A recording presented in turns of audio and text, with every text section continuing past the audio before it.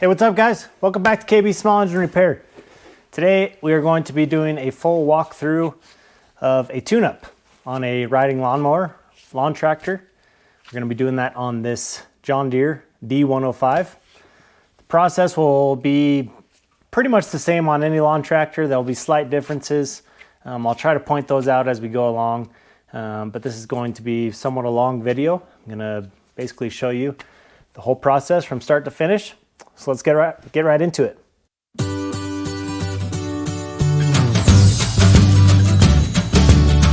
Okay guys, so here we are, this D105. Again, process is going to be very similar or the same on many lawn tractors. First thing you're going to want to do, warm up the engine. I previously did this off camera outside of my shop just to get the fumes out and outside. So the engine is warm, it's very hot, but you want to do that to warm up the oil, get it super hot so it flows freely, get a majority of it out quicker. So I've done that. Next thing you want to do is find where the oil comes out. There'll typically be some kind of pipe, there'll be a tube that comes up and hooks up here, there'll be a little yellow, little yellow thing that you spin and pop out.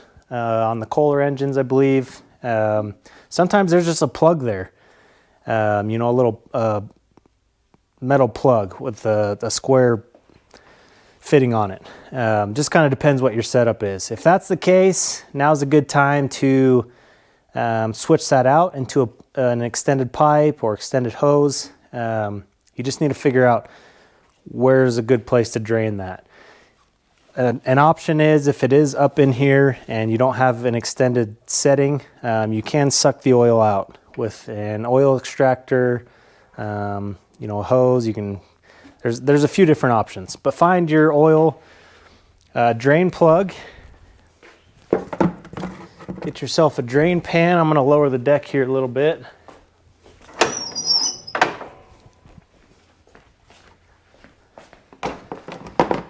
Get you an oil drain pan, put that under there. I like to open the cap so it's going to drain freely.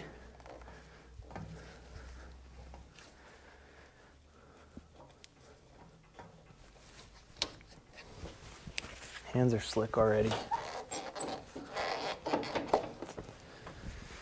Pop that plug off and let that drain flow, or oil flow.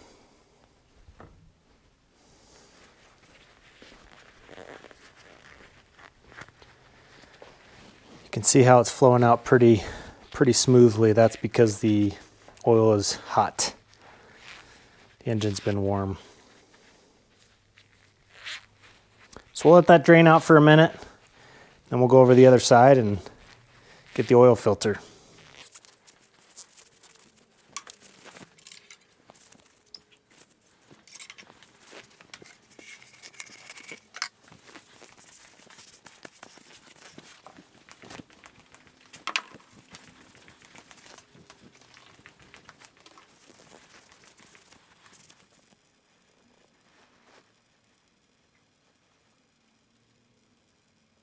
So once you get most of the oil drained out of the other side, you can come over here and work on the oil filter. I like to just kind of feel around it, make sure there's not a big, pile of dirt hanging on there, in the grooves or something, fall in there. And let me grab my fancy tool that collects the oil. So I used a gear oil bottle, cut the bottom off, cut it, and this catches the oil perfectly, slips right under the oil filter, and that way you don't make a mess, doesn't go all over the frame and leak down under the pulley, just keeps everything very nice.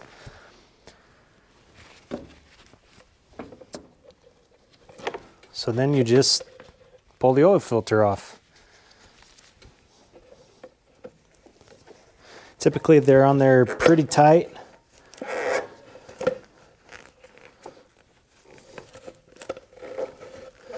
So I just take a pair of filter pliers and just get it started.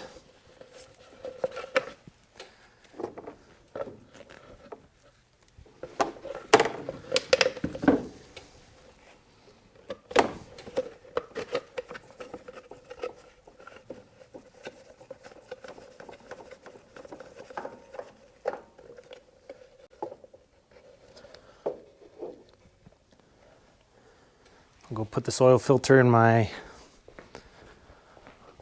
oil drain pan, let it drain out before I put the actual filter into my recycle bin for recycling. Get a new rag.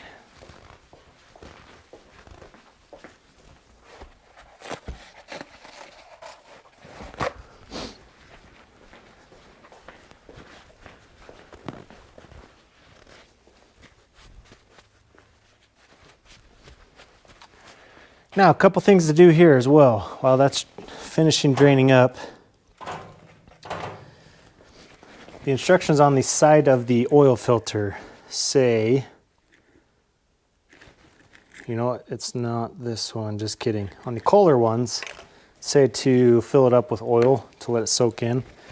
I do that on all my filters anyways,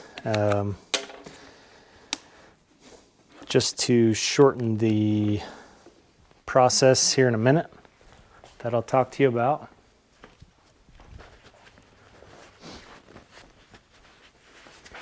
You got to put a little oil on here to put on the oil seal, so I just pour just a little bit in there. You can start soaking up into the filter element. So when you fill it up, when you fill up the engine with your oil, you're going to want to turn on the engine to let all the oil circulate. And the oil is going to circulate through the oil filter until the oil filter fills up and soaks full of the oil and fills full of oil. So that is going to reduce the oil reading on the dipstick.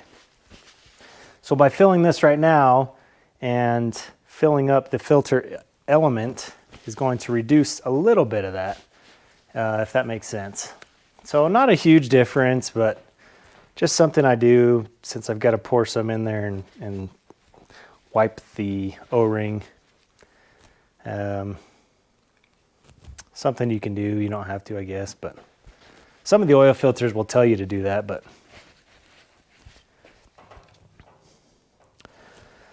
so now that this is just about ready, I go here and just wipe everything out. Sometimes you'll see, you know, some dirt and stuff that is kind of gathered in here in the corners. So I just like to clean it up.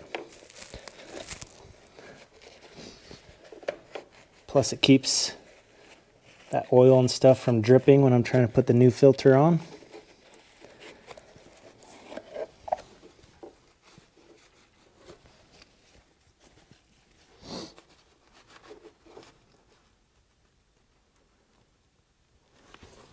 I'm going to make sure this is nice and clean so you can get a good seal when you put the new filter on.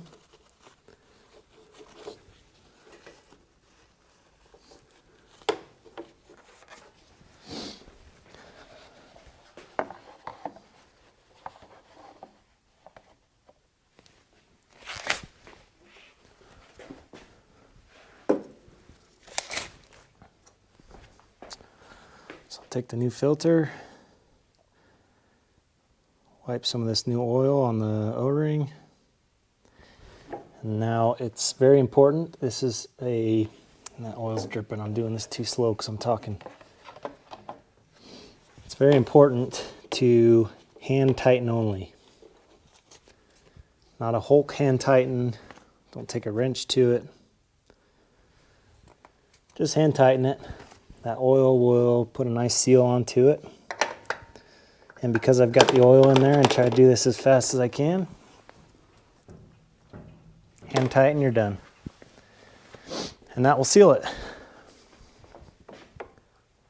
Good hand tighten. And that's it. That's all you need to do for that. And we'll come back when we fill it up and just make sure it's not leaking, but it says right on here, oil gasket, hand tighten only, check for leaks. That's the process. Then we take the little handy tool, dump out the oil, and leave that in the oil waste container. Dry it out for the next one. One thing I like to do as well, I like to put the hours and the month of service on the oil filter. Just when it comes back in, I kind of have an idea of what the machine's been through, you know, service interval, how long it's been, just to keep track of things. I'm trying out these Milwaukee paint pens this year. Typically, I've just been using the Sharpie metallic, like the silver metallic, but these paint pens are pretty handy. So this one's got 157 hours. Oops, pushed too hard.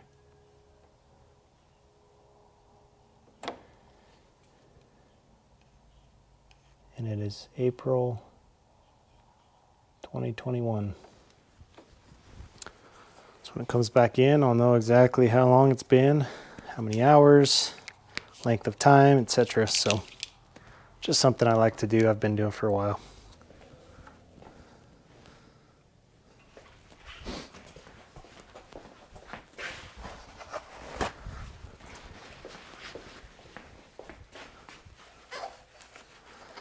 Clean that up a little bit. Put that cap back on.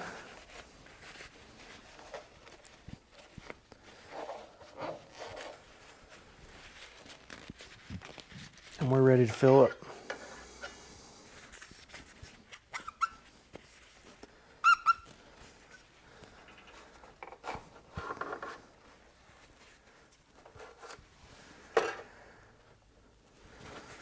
I always like cleaning this as well.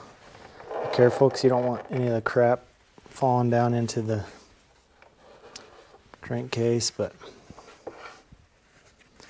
just clean that up a little bit so when you're checking it, it's nice and clean.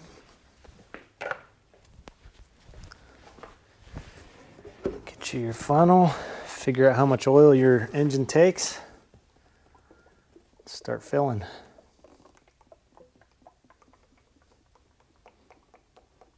Some people do it different.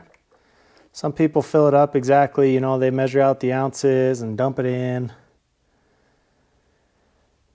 I have found that either there's oil left in there or some engines take way more than they're listed at. Some engines take a lot less. I've never had really good luck with that method.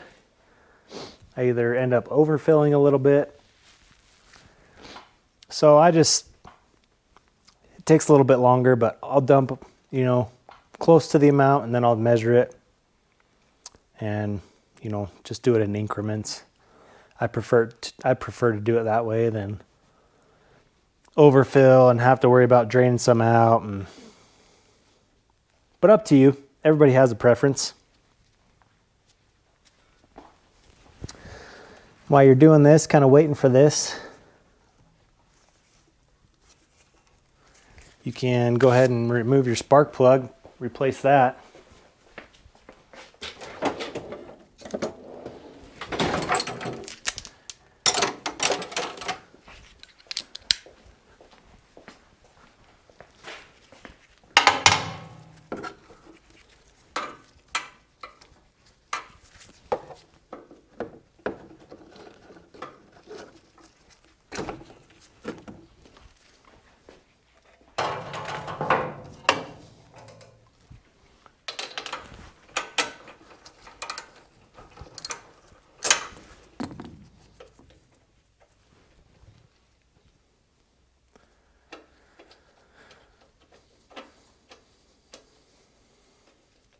You can tell this machine is in really good shape. Customer cleans it off at the end of fall. Looks like it's almost brand new. You know, they showered off and it's all clean. It's got 158 hours on it.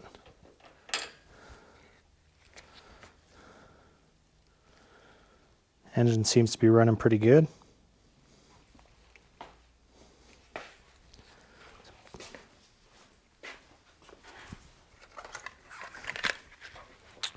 It's a BKR 4E.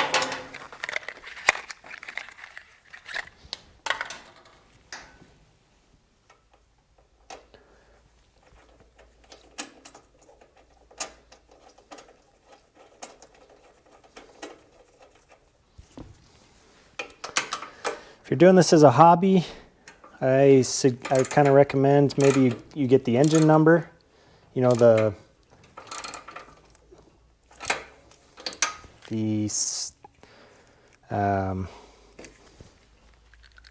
engine number on these Briggs. It's typically on the valve cover right up here. Get the engine number, type that into you know, parts finder online, get all your parts before you start. That way you've got them. You know what parts to order. You know, in a professional setting, typically we've got these all on hand. Like you just saw my spark plug, I just went and grabbed it. But if you're doing this, you know, as a DIY or something, you know, you don't want to drain all your oil and have your lawnmower sitting in your driveway, not being able to move it, waiting on parts to come a week later. So in terms of installing your spark plug, you know, you'll feel it hit the cylinder head.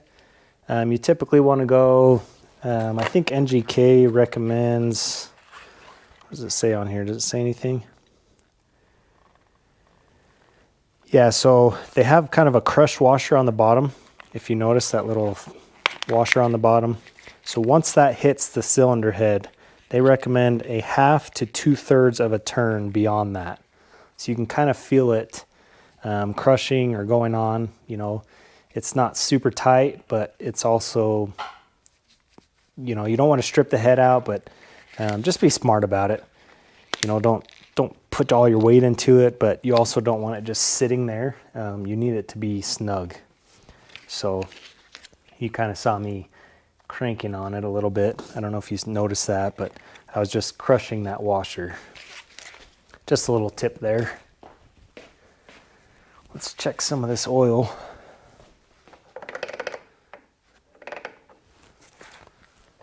Putting it down and tightening it up.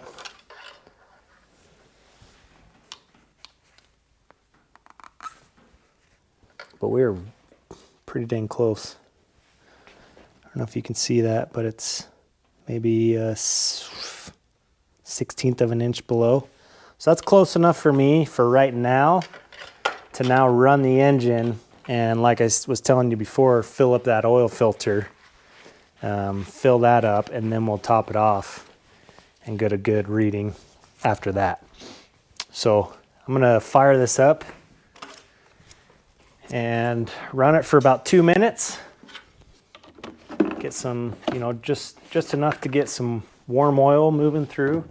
Fill up that oil filter, and then we'll keep going. Get some of this used oil out of here.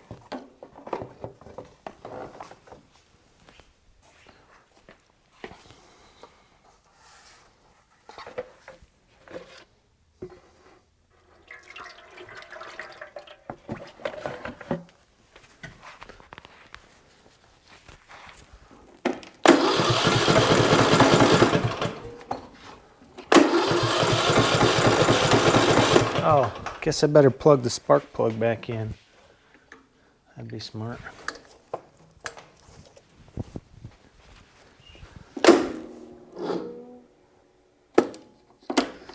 Our battery's going.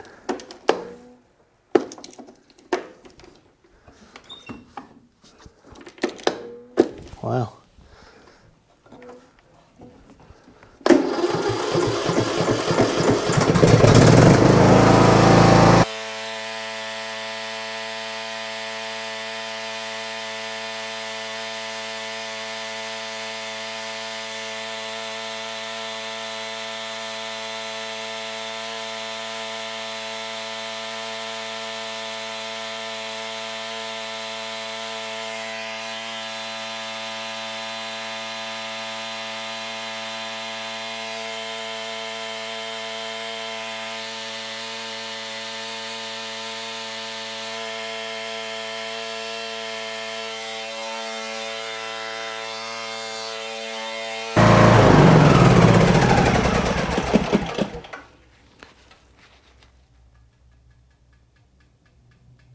Okay, got some oil ran through the oil filter.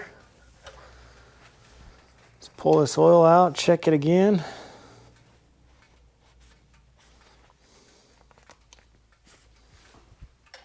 This happens a lot. You might need to let it settle down for a little bit because it shoots up that oil tube. It's kind of all over. But so just as I was saying before, how that oil filter consumes a lot of that oil.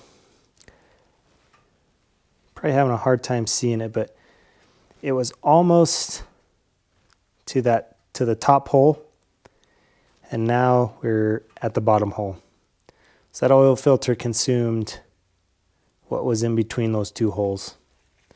So even though we added just a little bit, didn't seem to help that much. So again, it's up to you if you decide to do that or not. Doesn't seem like it helps that much, I guess, but if we didn't add any, maybe it would have been below that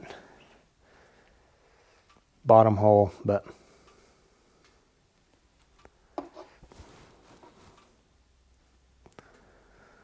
we'll add some more, and now we can top it off because that oil filter is now full and the filter element is now soaked.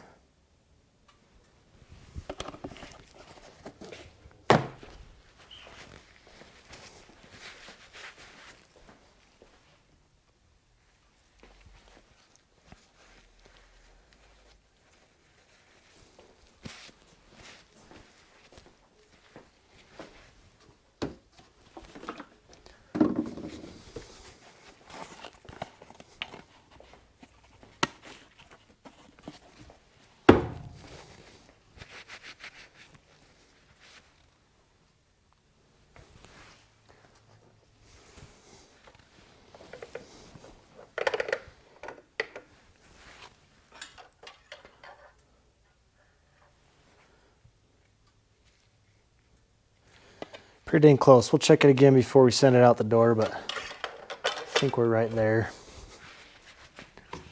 Now we'll replace the fuel filter.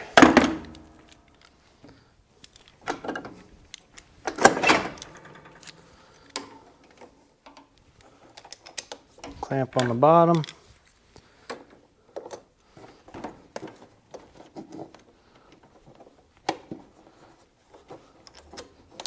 Clamp on the top. Get these fuel line clamps out of the way. Kind of tight in here.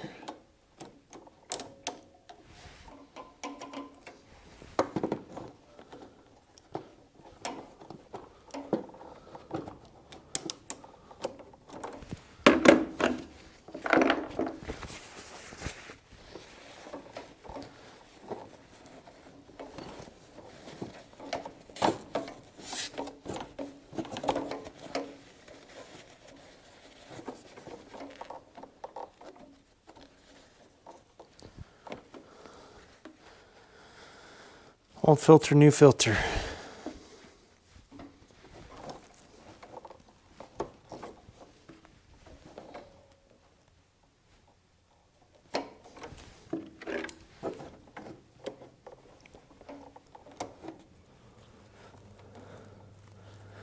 Again, look up your engine model number. Make sure you get the right parts. Replace the same parts, the old parts with the same parts.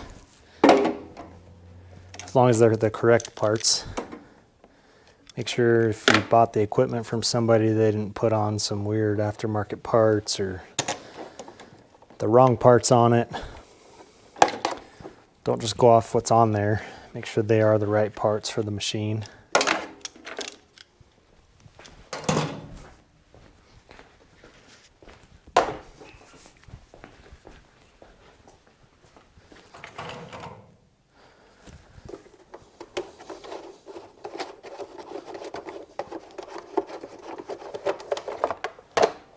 Replace the air filter. This one, doesn't look too bad. This customer tunes it up every year, but we do replace it just because it's what they want. That's what I do. I don't blow stuff out. You blow stuff through here, you run the risk of blowing holes through it, and then that's when you get dirt and stuff into the carburetor. So you can shake them out, you can pat them out, but don't blow air through them.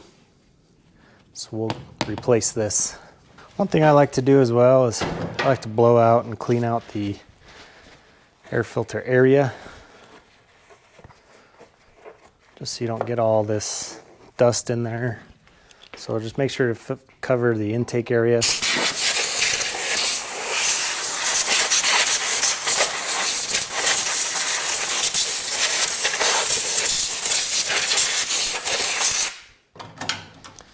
the only chance you'll have, you know, to get that close to the linkages in the carburetor and stuff. So get all the gunk and stuff out of here that you can.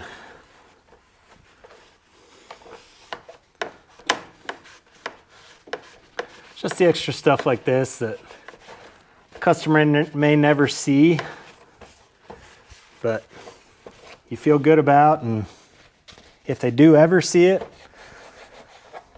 it's the things that they may say that you're going the extra mile, and will forever refer you and give you the 5 stars and whatever. So never take shortcuts. Always go the extra mile.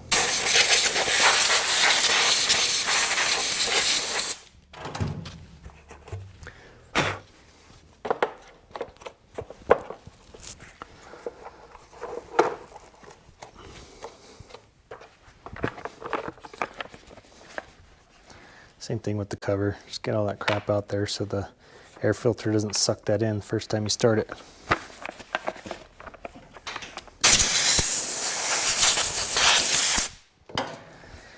Sometimes if you just disturb it a little bit with a rag, then you blow it and it will all disappear. Doesn't have to be perfect either.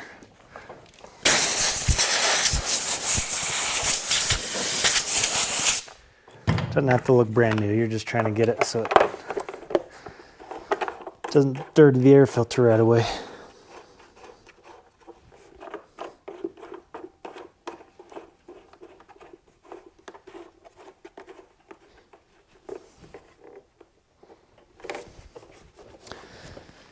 So that's pretty much it for the engine side of it. Obviously, if you're having issues, you know, if any customer complaints, carburetor issues, or you know, you can go in and do a valve adjustment, things like that. Obviously on this one you saw we're probably gonna have to check the battery, probably gonna have to replace it. This is from 2014, so we're 7 years now. January 2014, we're over 7 years, so that's pretty good for a battery, a lawn and garden battery, so we're probably gonna just end up replacing that. You know, so things like that you can check and go through and kind of diagnose as you're working on it, or any of the customer complaints, things like that you can go through. But in terms of just a basic tune-up, engine oil, or changing the oil, oil filter, fuel filter, spark plug, air filter, on the engine side, that's pretty much it. So now we will push it up onto the blocks and get to the deck.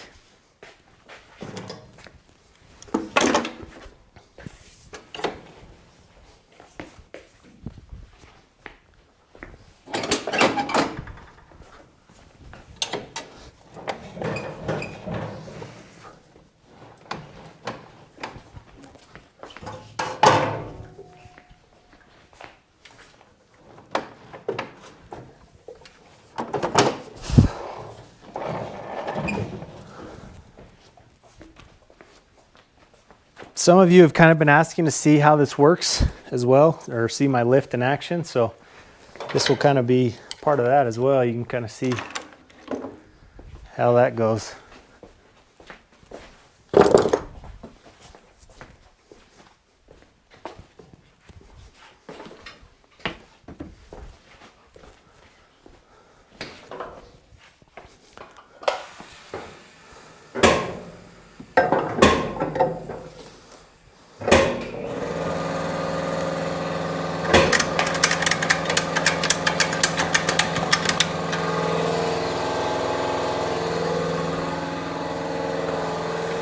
So safety first, gotta strap down these tires. Start and roll backwards and off the tire mounts.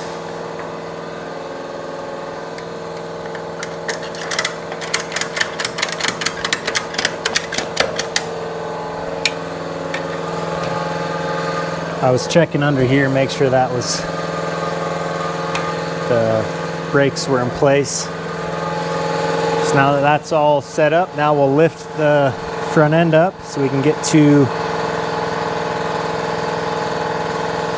the deck.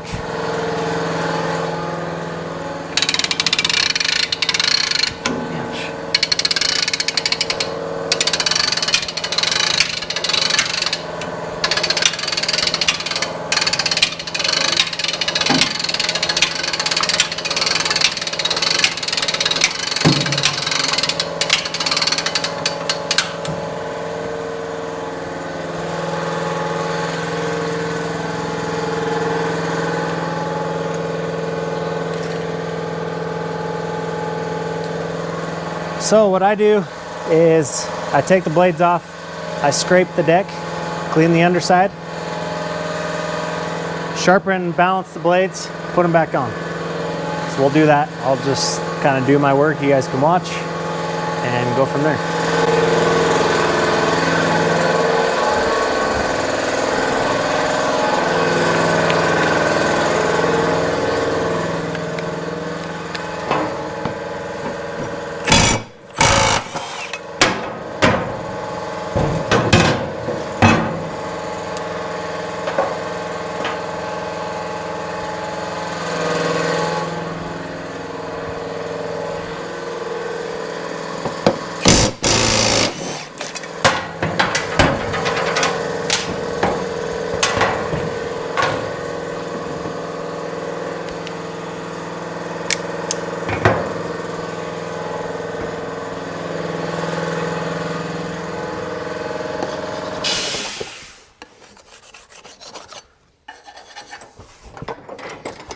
Again, some people may not do this. They may think it's overkill, but I think it's very important. I've seen some of these things caked up so bad that it wouldn't put the grass in the bag right, or it wouldn't mulch right. Average homeowner can't get under here. Oh, so that leads me. So if you're a DIYer, you don't have this lift or whatever, you're trying to get into this as a business and you don't have this lift, put it up on some car ramps. You know those car ramps, it's going to be tight, but it'll give you room to lay under there. I've actually seen some people put, you know, some ramps up into the back of their truck and just drive the front end enough that they can get under here. You know, lift up the front end with a car jack. Just make sure to jack it for safety so it doesn't fall on you. And worst comes to worst, just take the deck off. Undo the deck, slide it out from under the mower, and then flip it over and you have full access to it. So a couple ways to do that, you know, without all the equipment. You can do this.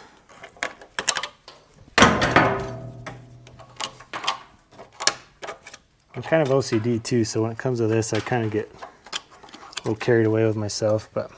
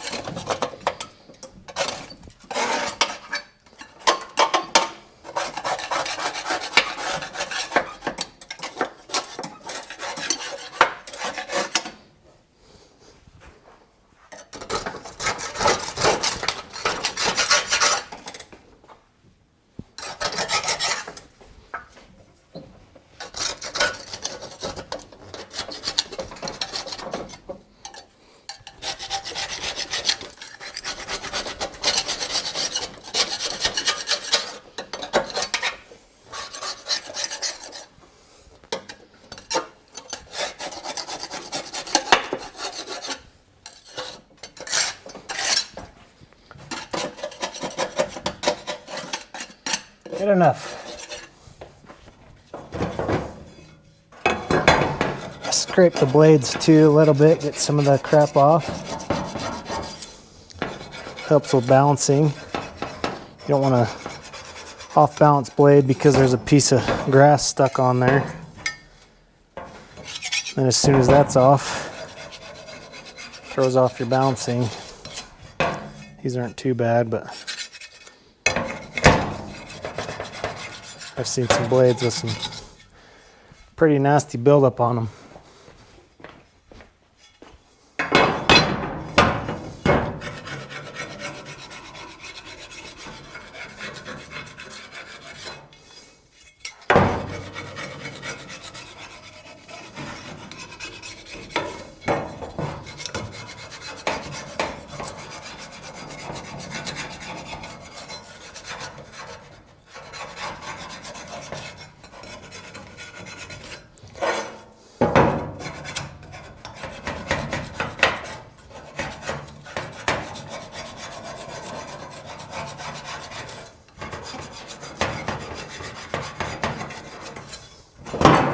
Let's go sharpen some blades. There's a couple ways to sharpen blades. You can use a file. You can use a angle grinder and a vise with either a metal grinding wheel or a flap wheel. I do a lot of blades every day, so I've actually got a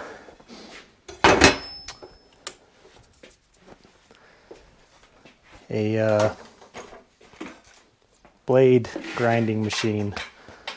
So I'll show you how to do that now. The important thing is to get the right angle on it and make sure they're balanced. Let's get my safety glasses, my earplugs. Get these things balanced or sharpened.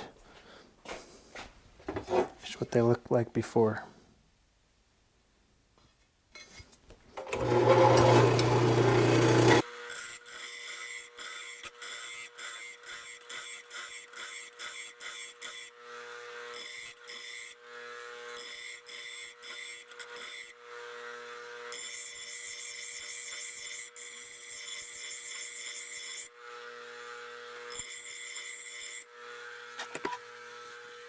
So you can see that right side's a little heavy.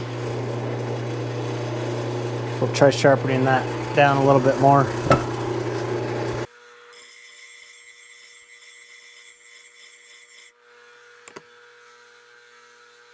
Maybe took just a little bit too much off. We'll take just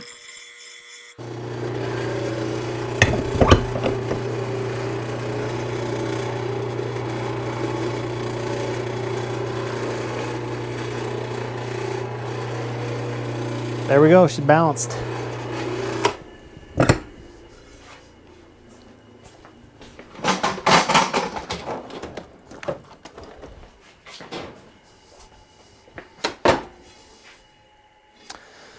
So that's what she looks like when she's done. Nice, clean. You don't want any burn edges on it. You don't want any dark brown edges on it. You don't want it burnt. And then something I like to do as soon as I'm done grinding it is I just take a file to the back side. Just get any burrs off of it, any weird edges where it hit a rock or something.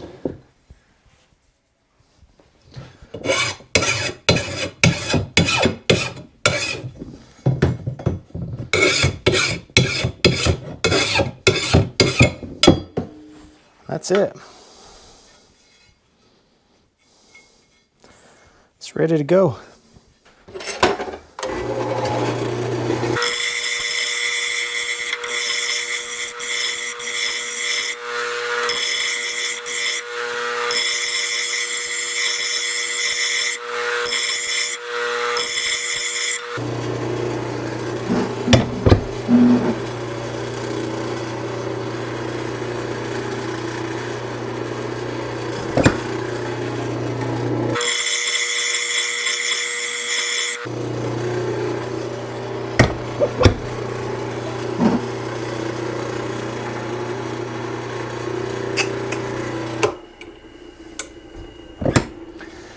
Again, for people who don't have, those fancy balancers, you can get one of these on Amazon. Same kind of deal. It's just not as precise, because it doesn't sit on there, with the splined thing. But if you can get it sit right, it's the same idea. Or, good old-fashioned grandpa's technique, put a nail on the wall and get it to sit on there. Same idea.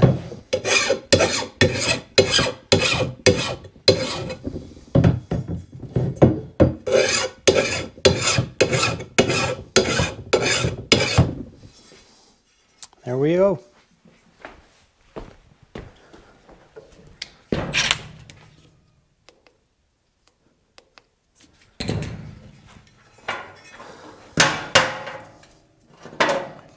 Make sure not to crush these splines on here. That would make for a bad day. You'd have to replace the whole spindle. I usually like to get these started and then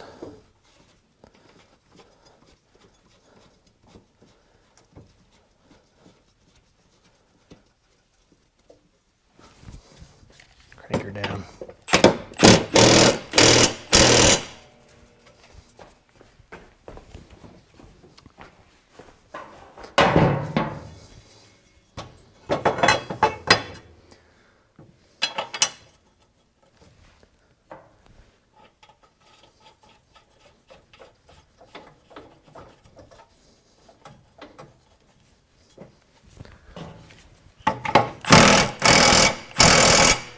This has a couple different torque settings. Just lower it down so you don't over tighten it.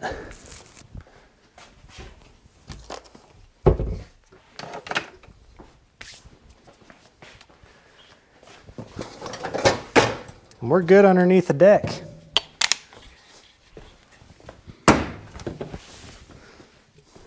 So we'll sweep up this real quick.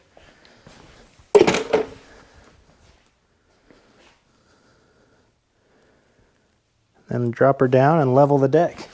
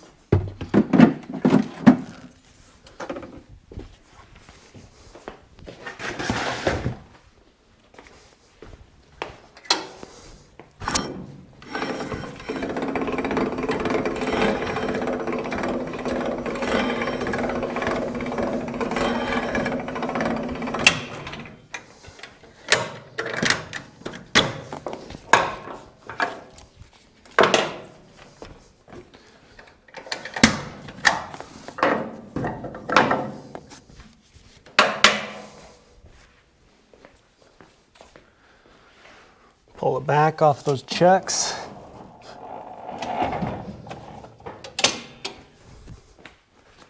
So that it's level. Now, first step to leveling the deck is you gotta make sure the tires are all the same pressure. Make sure it's on a level surface. Make sure all the tires are set to the right specification.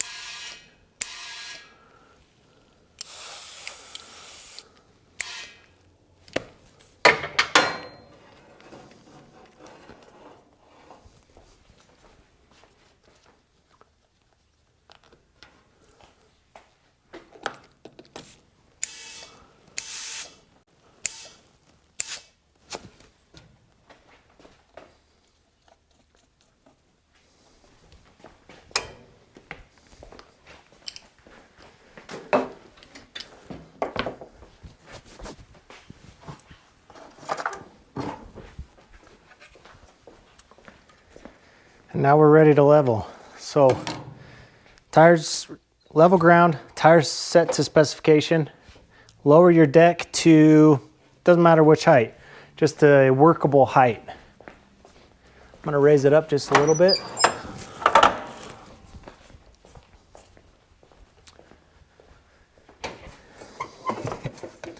Now get yourself a deck leveling gauge or a ruler, just anything to measure. The key to measuring the deck is to actually measure from the blade tip.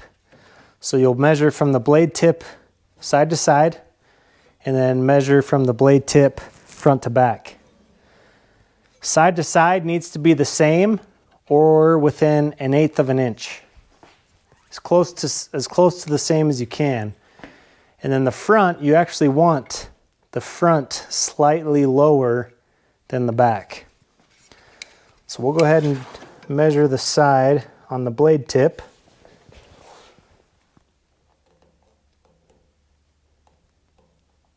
This one has a little marker over here, but if you've got a ruler, you know, just put a little pencil mark or something else.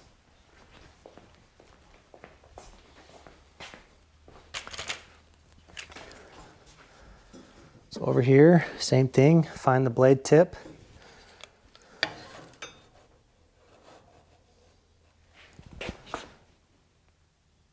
We are the exact same.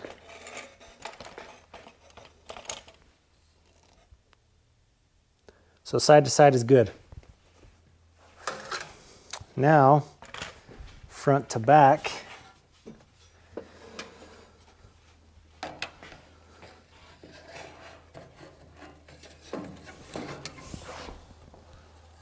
I can tell that it's about the same, if not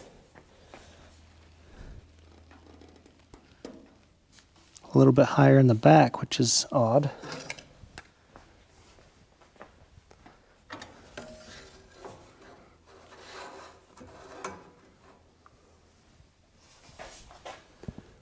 Okay, so it's the same. So we need to lower the front. You do that by, there's a little nut up here. Typically that's the same on all of them.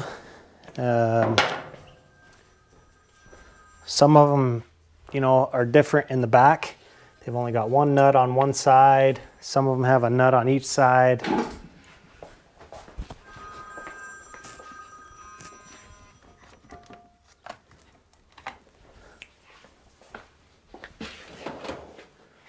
So let me figure out what size that is.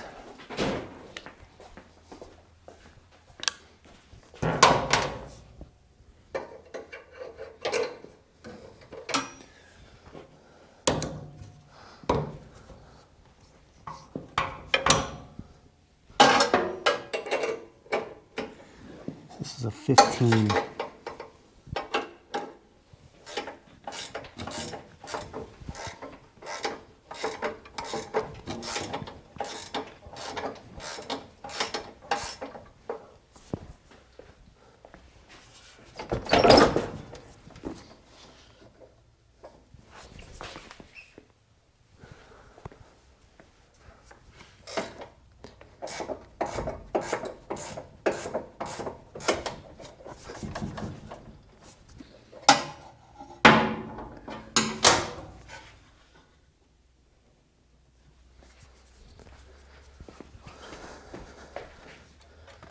Let's measure it again.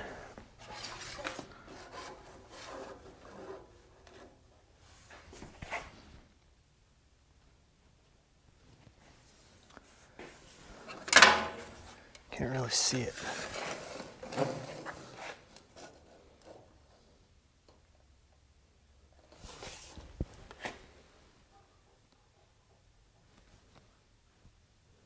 We're a little bit too much. So we're at 3.5, and now we're at 3, and so you want to be about 1/4 to a 1/2 inch.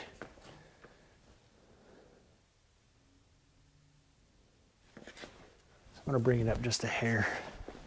I want it to be about 1/4 inch.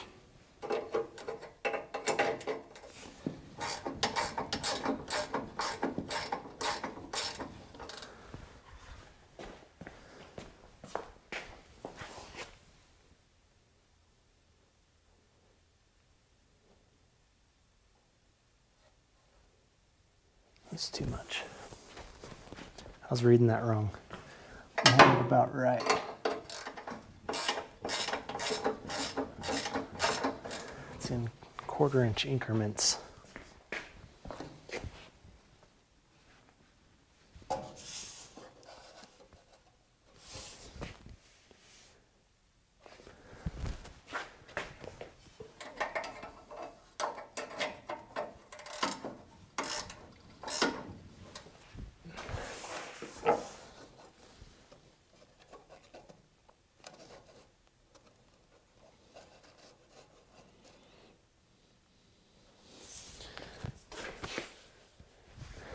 Okay, we're good right there.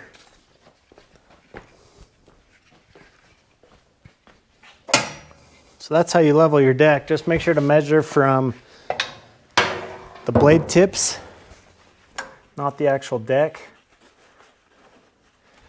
Now we'll go through and grease all the grease points.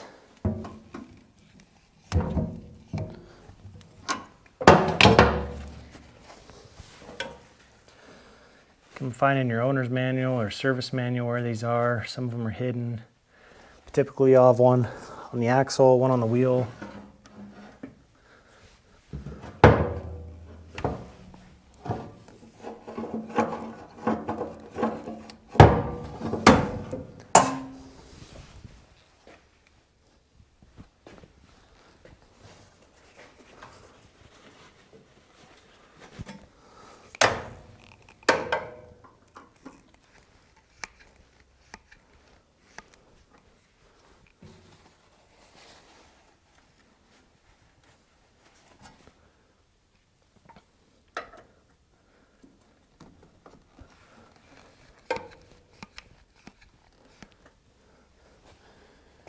And this one, I think, has one. Yeah, it does. Right up here where the axle actually pivots. It's right where the axle meets. It's right straight up in here.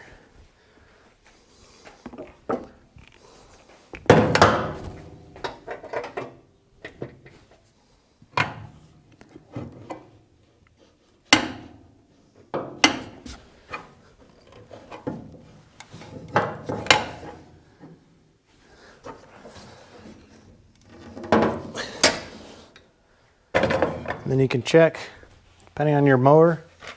Some mowers will have a grease fitting on your, see if you can see, I'll take you to the other side, on your spindles. So there's one in there. Some will have them on top.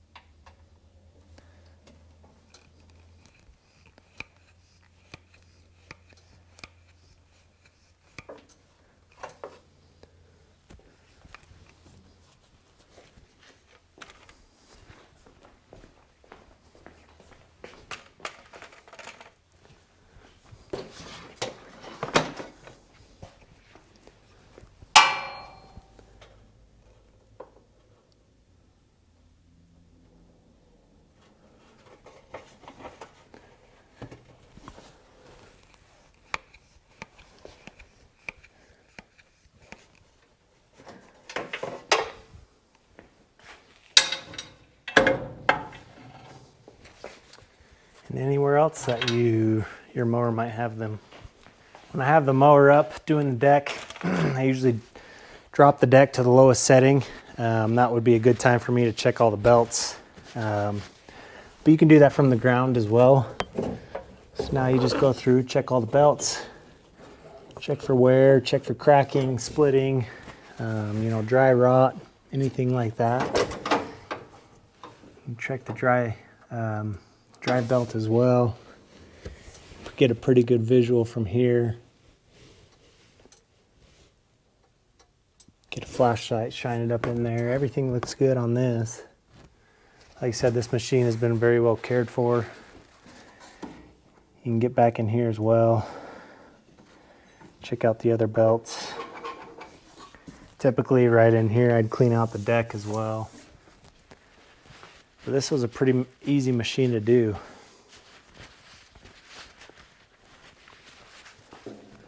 Well guys, that's it for my mower tune-up, riding lawn tractor tune-up.